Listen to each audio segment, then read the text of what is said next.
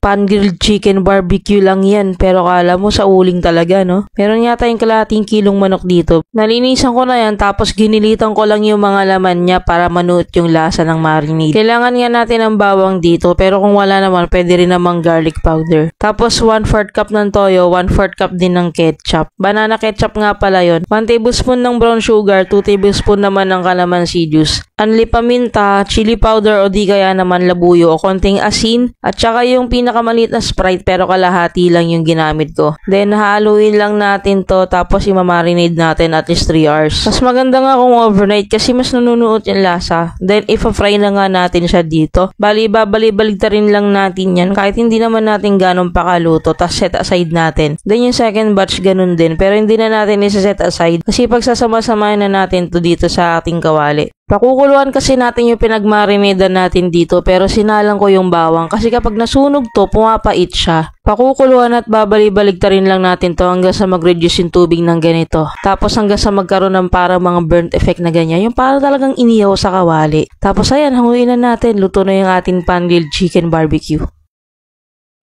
Pan-grilled na chicken barbecue. Yan.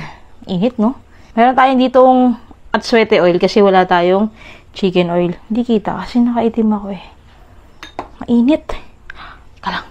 Pagpasensya niya na yung init agad. Ay, yung ingay. Kasi mainit talaga. Sorry naman, di ba?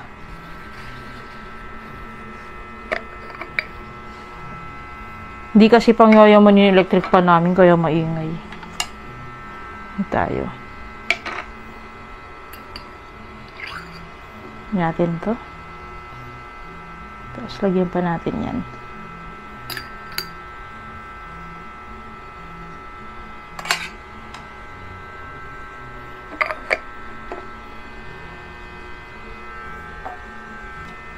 Tapos ito yung toyo mansi natin na may sili.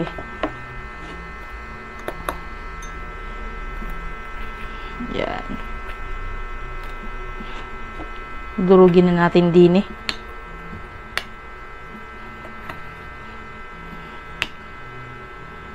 Tapos tumasik sa mata ko, no? Dang sakit yata nun. Yan. Kakami pala ako. Tara, kain. Ito po ang ating chicken. Sausaw na natin dito.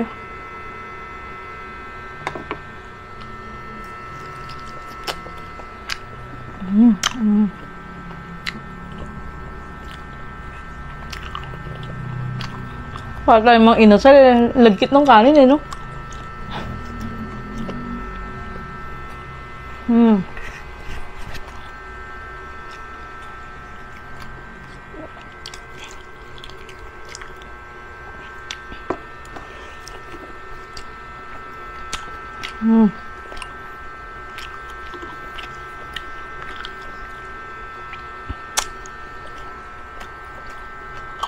Masarap din, ha?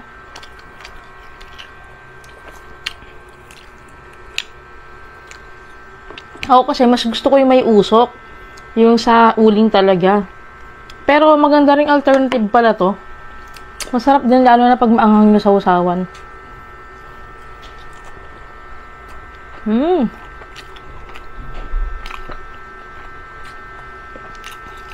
cup of rice na pa lang pa mo kinuha ko.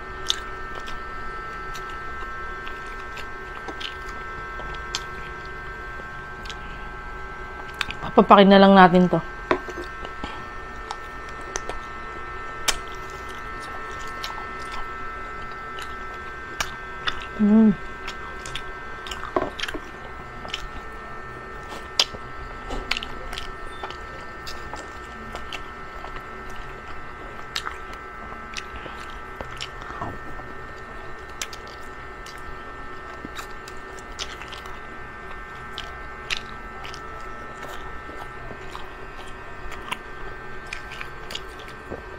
Nagdi-grill na ako ng barbecue sa kawali talaga. Sa kalan. Pero, hindi kagaya nito na yung sauce binubuhos tapos pinakukulaan. Ako kasi dinadampi-dampi ko lang eh. Parang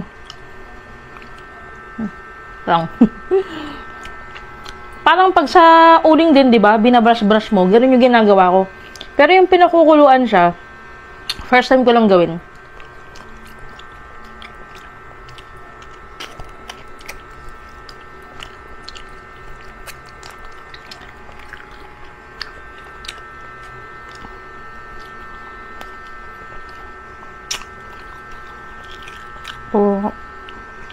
Ang ganda rin naman ng kulay niya eh, no?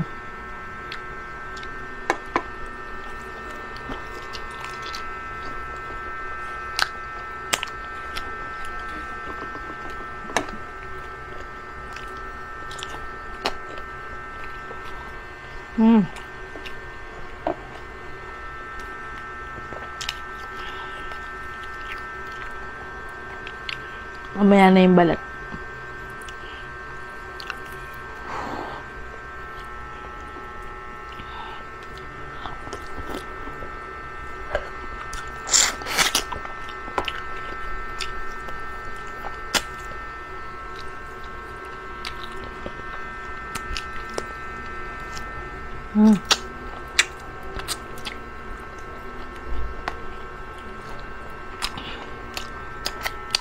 Sarap.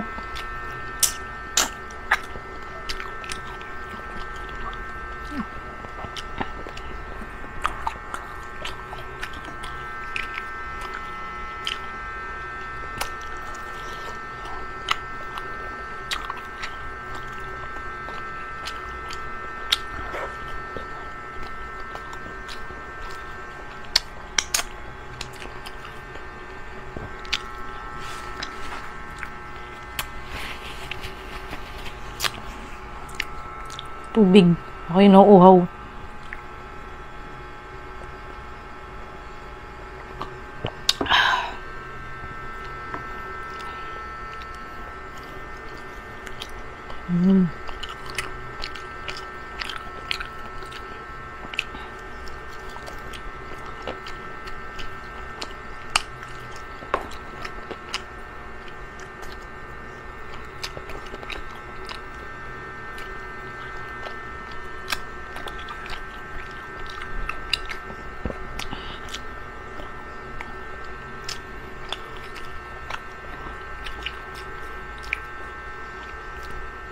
Yung timpla ko kapag nag-iihaw ako sa uling, at saka itong ginawa natin ngayon, parehas lang yung timpla ko, walang pinagkaiba, pero magkaiba silang lasa.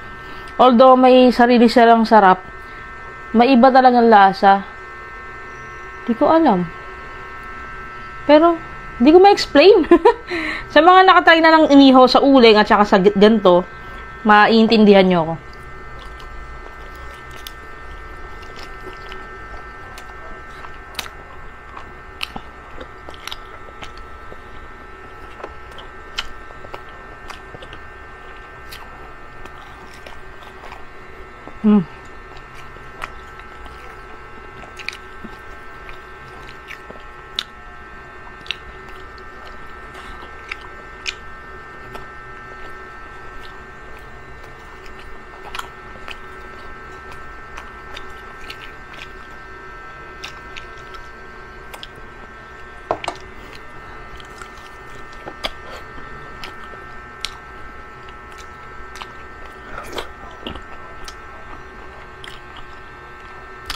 Sobrang saucy din kasi ng manok.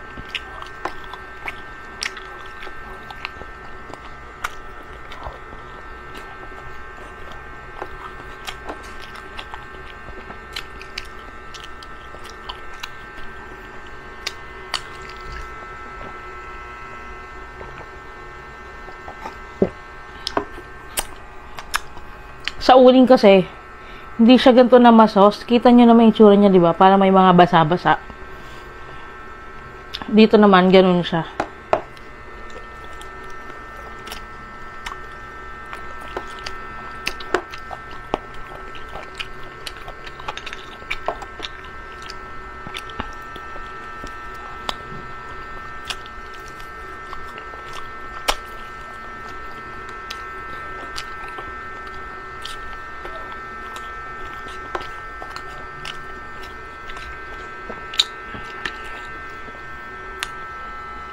Balat.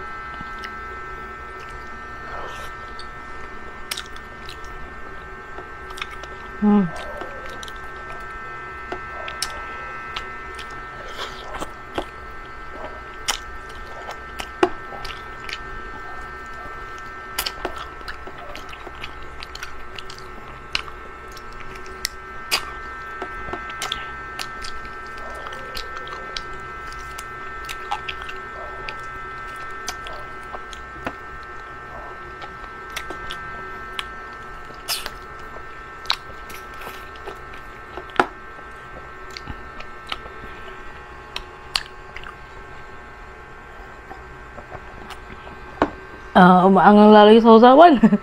Nakakagana siya, in fairness. Wala lang smoke effect. Siguro kung may... Ay, hindi rin gagawin yung smoke chips dito eh. Kasi nga nasa kawali tapos pinakuluan. Excuse.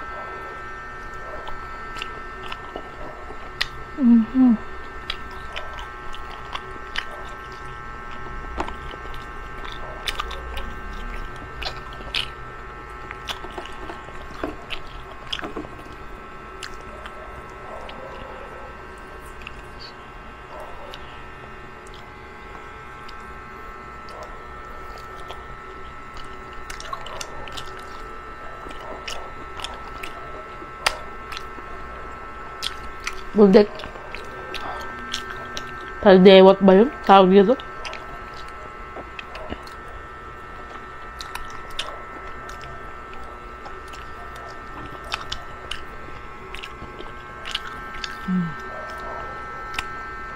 Nakatikim na kayo ng barbecue na puro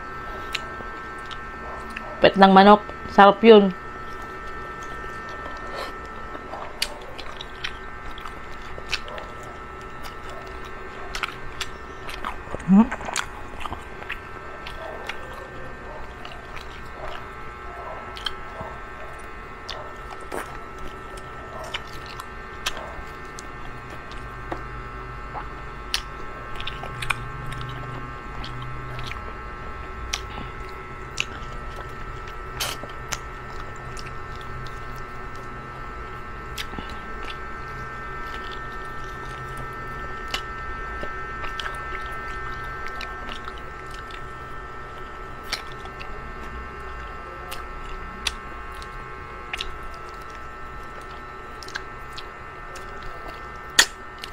Ay, nana pala.